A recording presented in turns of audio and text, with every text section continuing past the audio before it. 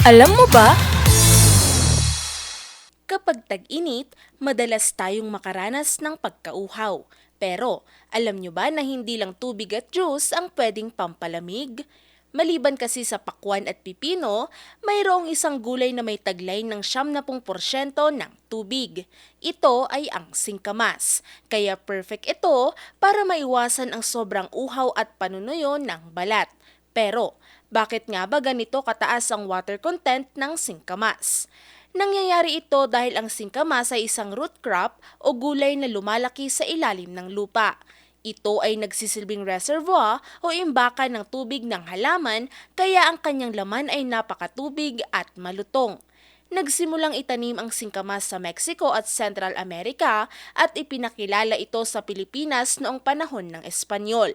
Dahil madaling itanim at may malaking benepisyo sa kalusugan, mabilis itong naging parte ng pagkain ng mga Pilipino.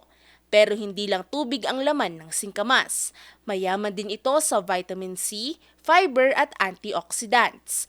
Ang vitamin C ay pampalakas ng immune system habang ang fiber naman ay nakatutulong sa pagtunaw ng pagkain at ang antioxidants ay pumipigil sa pagkasira ng mga cells ng katawan.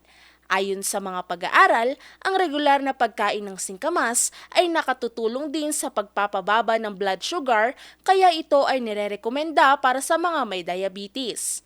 Dahil din sa taglay nitong fiber, nakakatulong ito sa pag-iwas sa constipation at pagpapabuti ng pagtunaw ng pagkain. Kaya naman ang singkamas ay hindi lang pampalamig at pampaganda ng kalusugan.